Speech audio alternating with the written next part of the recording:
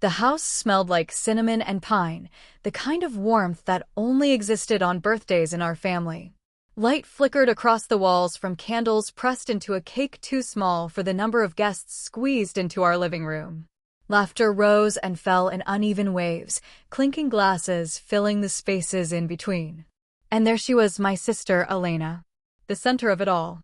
She had always been the one people's eyes naturally gravitated toward, glossy hair spilling over her shoulders, laughter sharp as crystal, and a confidence that seemed stitched into her bones.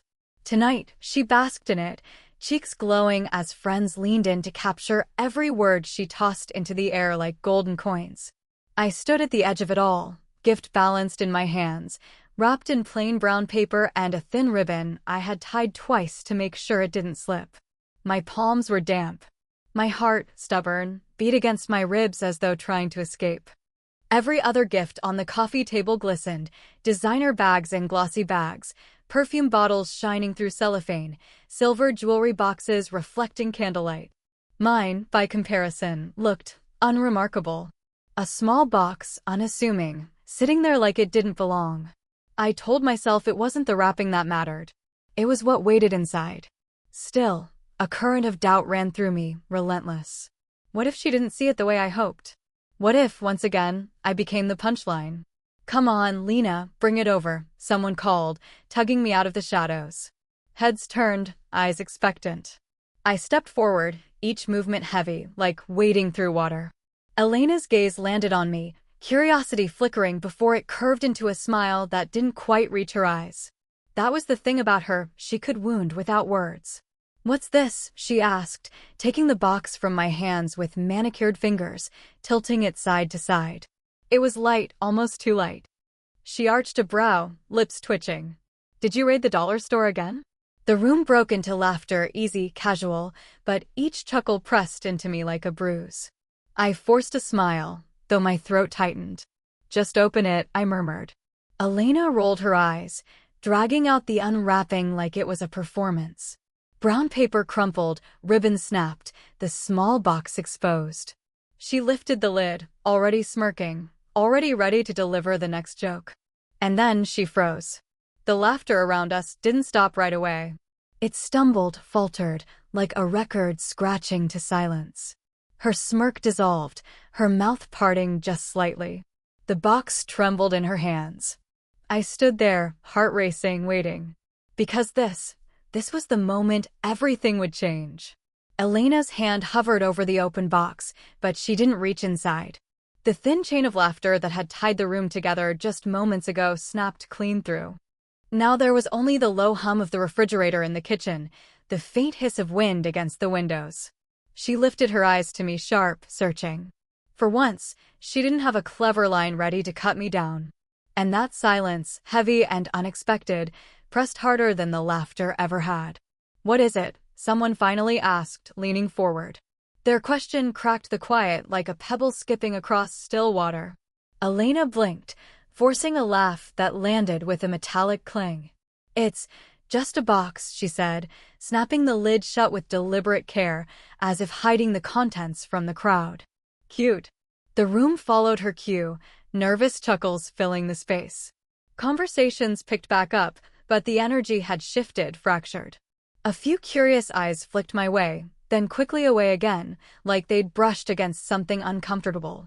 I lowered myself onto the arm of a chair, my body stiff, my smile brittle. She hadn't pulled them out. She hadn't let them see. She was stalling. And I knew why. For years, our relationship had lived in that fragile balance between love and rivalry. Growing up, Elena had been the sun, dazzling, impossible to ignore. I had learned to orbit quietly, catching whatever light she didn't claim for herself. When she got the newest clothes, I wore her hand-me-downs. When she drove a shiny car at 16, I scraped by with bus tickets. Our parents never meant to favor her, but the truth was plain. Elena didn't just demand attention, she consumed it. And me? I learned to measure my worth in small victories, quiet persistence, invisible sacrifices. Tonight was supposed to be different. Tonight, for once, I had something she didn't expect. Something she couldn't laugh off. But instead of gratitude or even shock, she masked it. Pretended it was nothing. I could see the panic flickering beneath her composure, the way her fingers pressed the lid tighter, knuckles whitening. She didn't want anyone else to see, because the truth would undo her. "Thanks, sis," she said suddenly, her tone dripping with forced cheer. "It's thoughtful." She set the box aside, neatly out of reach, and immediately moved on, calling attention to another gift, another distraction. And, just like that, I was invisible again. But I knew her too well. She wasn't dismissing me out of indifference. She was buying time. The box sat on the table, small and unassuming, but in that moment it became a fault line waiting to crack open. She couldn't keep it hidden forever. Not when the keys inside carried the weight of everything I had been holding back for years. The party carried on, but the air felt fractured, like glass that had been struck and was waiting to shatter. I sat rigid in my corner, my eyes fixed on that small box Elena had pushed aside. Every time her laughter rose above the crowd, it felt rehearsed, brittle. She was holding something in, clinging to her stage. But then it happened. "Hey, Elena," one of her friends called, nudging her elbow with a teasing grin. "You didn't even show us what your sister got you. Come on, let's see the cheap gift." The table went quiet again, curious glances darting like moths to a flame. Elena's face flickered, her carefully painted mask threatening to slip. She tried to laugh it off. "Oh, it's nothing. Just sentimental." The word stung. Sentimental. A polite way of saying worthless. I felt heat climb up my neck, burning beneath my skin. "Go on," I said, my voice sharper than I intended. The sound of it startled even me. Heads turned, eyes snapping to me. My pulse hammered, but I pressed on. "Show them. Open it properly." Her gaze met mine across the room, a silent battle sparking in the space between us. For a heartbeat, I thought she might refuse. But Elena had never been able to resist an audience. With a sigh, exaggerated and theatrical, she reached for the box. "Fine," she said. "If it'll make everyone happy." She lifted the lid again, slower this time. Her fingers dipped inside and pulled them free, silver keys catching the candlelight, gleaming in her palm. Gasps rippled through the room. A murmur spread like wildfire. "Keys? To what? Did she buy you a car?" Elena's hand trembled slightly, though she tried to mask it by holding the keys higher, letting the metal jingle in the silence. "What is this supposed to be?" she demanded, her voice thinner now, stripped of its usual confidence. I stood, the weight of every unsaid word pressing against my ribs. "They're yours," I said. "Check the tag." Her brow furrowed. She flipped the small leather tag attached to the ring and froze. A single address was scrawled in my handwriting. Whispers rose, the room leaning in as if pulled by gravity. "Elena," I said, my voice steady despite the storm raging inside me, "it's not a joke. That's the address to your apartment. It's yours now. The lease, the bills, I've been covering them for months. Tonight was supposed to be the night I told you it's officially in your name." The words hit harder than I imagined. Silence dropped heavy and unyielding. My confession hung in the air, impossible to take back. For the first time in years, Elena looked small. Not radiant, not untouchable, just a woman caught off guard, stripped of her armor. Her lips parted, but no sound came out. And in that silence, the shift happened. The laughter was gone, the mocking evaporated. What remained was raw, vulnerable, and uncharted.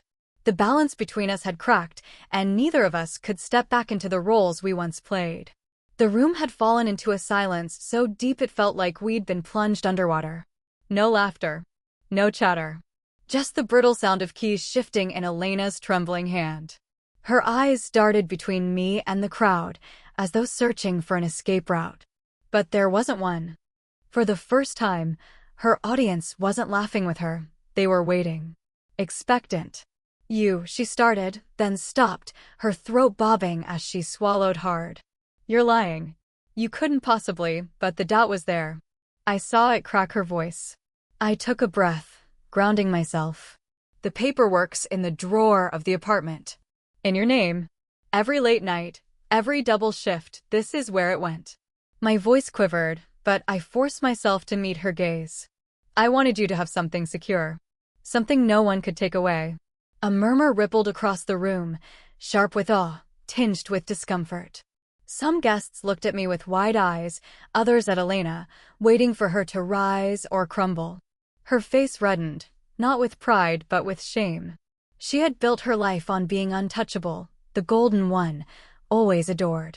Now the spotlight had twisted, illuminating the parts she kept hidden, the envy, the entitlement, the ease with which she dismissed me. "You should have told me," she said, her voice tight, almost pleading. "Not," she gestured at the room, her hand shaking like this. I let out a breath I hadn't realized I was holding. "Would you have listened? Or would you have laughed, like you always do?" The words slipped out sharper than intended, slicing through the air. Her flinch told me I'd hit the mark. For a heartbeat, guilt coiled in my chest. I hadn't meant to humiliate her, not like this. The gift was supposed to be a bridge, not a blade. But maybe bridges only matter when both sides are willing to cross. Elena looked down at the keys in her hand. Her manicured fingers curled around them like they were burning her skin. "Why would you do this for me?" she whispered, so quietly it almost wasn't meant for the room to hear. My chest ached. "Because you're my sister," I said softly. "Because I got tired of watching you fall and pretend you weren't." The words struck deeper than any accusation.